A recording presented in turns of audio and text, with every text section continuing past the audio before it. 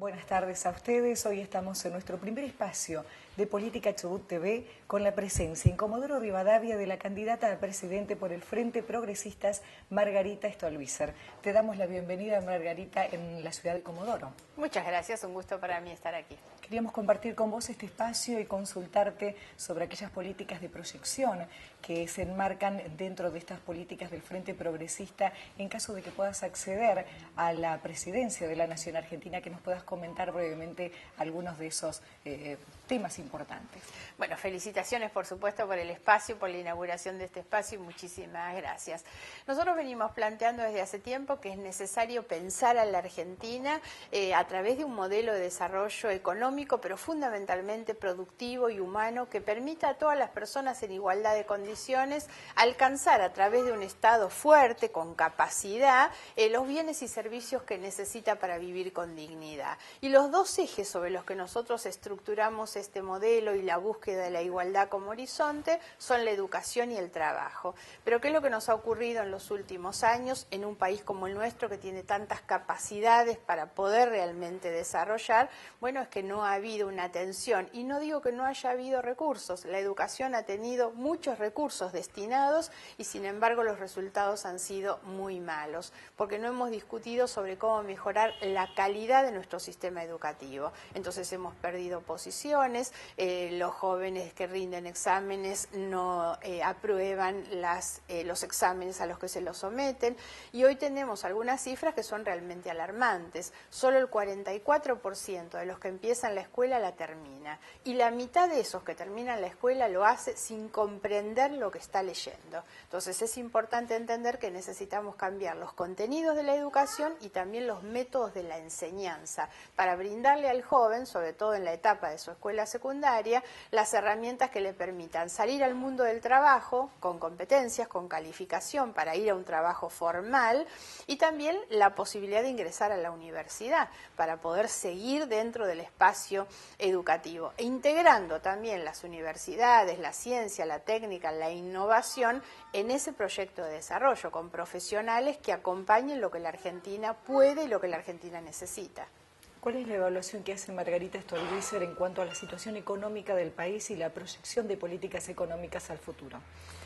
Es imposible hacer un análisis de situación económica hoy si nosotros no miramos lo que pasó en estos 12 años. Lo cierto es que en estos años la Argentina creció a tasas extraordinarias. Quienes gobernaron lo hicieron manejando mayorías absolutas en las cámaras del Congreso. Digo esto porque eso les hubiera permitido llevar adelante algunas reformas estructurales que no se hicieron.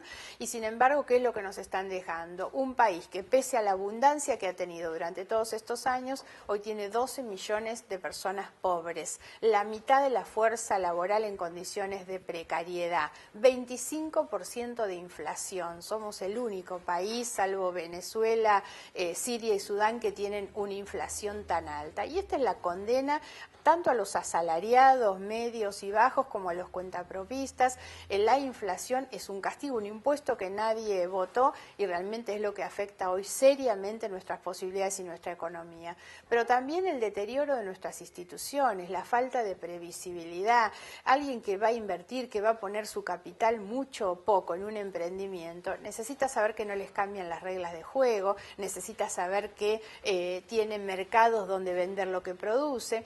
Nosotros planteamos la necesidad de una reforma al sistema impositivo para que tengamos menos impuestos más eficientemente cobrados, pero también para que la presión impositiva no vaya sobre el que produce y sobre el que consume, sino sobre el que especula. Es increíble que en la Argentina los que especulan con la plata puesta en plazos fijos, en alquileres, no paguen impuestos. Y me parece que también vale la pena recordar que la propia presidenta de la Nación nos contó hace poquito en su declaración jurada que en un año había ganado 14 millones de pesos y, como era de plazo fijo, no pagó impuestos, en un país donde todos los trabajadores pagan impuestos a las ganancias sobre todo. Entonces hay que modificar ese sistema, hay que ir a algo más equitativo, más justo, que nos permita después también darle más justicia a la distribución de la riqueza. Primero hay que hacer más justa la contribución de la masa de recursos y después hacer más justa la forma de la distribución. En materia de seguridad, ¿cuáles serían aquellas propuestas? para hablar de seguridad nosotros necesitaríamos muchos programas de mucho tiempo, porque justamente el error está en creer que un tema tan complejo, pero tan complejo, se resuelve con 2 o 3 medidas. Y ese es el error, es de los gobernantes que dicen, bueno, nombramos policías, aumentamos las penas, llenamos las cárceles de gente, eso no resuelve nada. Eso es lo que hicieron durante todos estos años y lo que tenemos como resultado es más inseguridad, más violencia, más delito, delincuentes más peligrosos. Evidentemente esas fórmulas fracasaron y lo que nosotros creemos es que hay que empezar a mirar mucho más a las víctimas de los delitos y no a los delincuentes, porque si no siempre tenemos un Estado que va por detrás de los acontecimientos. Si miramos a la víctima, el trabajo que hay que hacer, ¿cuál es? Prevenir para evitar que el delito ocurra. Cuando el delito ocurrió, la situación es irreparable. A la víctima no le podemos volver al estado anterior, en ningún caso, ni cuando la desapoderan de algo, ni tampoco si matan a alguien, por ejemplo, dentro de su familia. Entonces hay que tratar que el delito no ocurra. ¿Cuáles son las cosas que se deben hacer? Bueno, hoy disminuir drásticamente el problema de la droga. Y la droga se aborda desde 2 ángulos. Por un lado es atacando la oferta. ¿Quiénes son los que ofrecen? Los narcotraficantes. Lo cierto es que en este país los narcotraficantes vienen, traen plata del exterior, compran propiedades, hacen lo que quieren por las terribles complicidades que hay en este país con el mundo del narcotráfico. Entonces hay que atacar eso, desde luego que hay que utilizar la tecnología, mejorar las fronteras, pero si no eliminamos la complicidad que hay hoy en nuestros puertos y aeropuertos, no resolvemos el problema de la violencia generada por la droga. También somos un país que tiene 2 leyes de blanqueo de capitales, y esto es lo que permite que traigan la plata sin preguntarle el origen. Entonces hay que atacar la economía del delito también, evitar que los delincuentes tengan cuevas donde poner el resultado, el producto, las ganancias de sus delitos. Y respecto a la droga, el otro abordaje es hacia la demanda. ¿Quiénes son los que demandan? Bueno, hoy mayoritariamente jóvenes, adictos, se ha reducido mucho el número de la edad en que ingresan en el mundo de la droga y de la adicción, aun cuando hemos recibido en los últimos tiempos también muchas denuncias de gremios, de sindicatos, de empresarios, que empiezan a advertir el consumo de droga también dentro de los sectores de trabajadores. Ahí lo que hay que hacer es tener una política sanitaria, una política de salud pública. Lamentablemente no las hay, se han desmantelado todos los centros de atención y prevención y se trata a veces al adicto como un delincuente, cuando lo que hay que hacer es tratarlo con una política sanitaria. En las recorridas que habitualmente hace Margarita Stolbizer por el resto de las provincias, de las regiones del país, ¿cuáles son aquellas necesidades que plantea el vecino como primeras y urgentes necesidades? En realidad la pregunta anterior, cuando se hablaba del tema de la seguridad, nosotros vemos siempre que esta es la cuestión más recurrente. La gente permanentemente nos habla de seguridad, Ahora, ahí es donde yo creo que nosotros tenemos que abrir un poco la cabeza y la demanda de seguridad, ¿por qué está al tope de las prioridades? No es que la gente nos esté pidiendo más policías. Eso, digamos que puede ser un elemento, pero cuando la gente reclama tanto seguridad, lo que quiere es tranquilidad, es certeza, es una perspectiva de futuro. La demanda de seguridad tiene que ver también con que una persona lo que quiere saber es que va al supermercado y compra este mes las mismas cosas con la misma plata que compraba el mes anterior. Si no, no tiene seguridad de que su sueldo le alcance.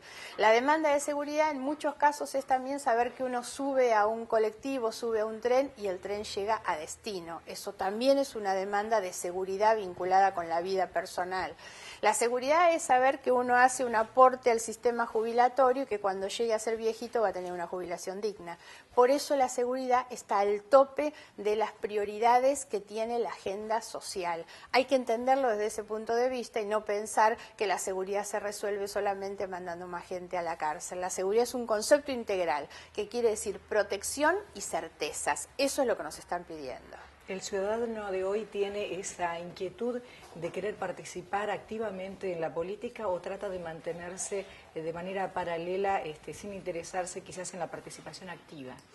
Nosotros creemos que sería necesario una mayor participación, un mayor involucramiento, porque sin ninguna duda que mejora la política si hay más cantidad de gente que nos exige, que nos mira, porque también es importante que los políticos, quienes accedemos a cargos públicos, no creamos que somos los dueños de los lugares a los que accedemos. Estamos en esos lugares en representación de las personas que nos votan. Entonces es muy importante también que la gente no solo se involucre para participar de manera directa, sino para pedirnos rendición de cuentas. Es necesario que quien accede a un cargo público rinda permanentemente cuentas de su gestión, y ahí tiene que haber una sociedad que nos esté reclamando. Por último, ¿cuál sería el mensaje de Margarita Stolbizer para Comodoro, pero especialmente, ampliamente para la provincia del Chubut?